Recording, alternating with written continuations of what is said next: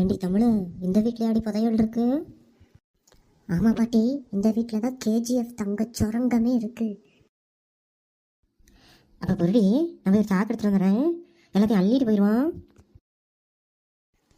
ஏ தமிழ், கதவை திறந்து உள்ள போய் பாருடி எவ்வளோ புதையல் இருக்குன்னு.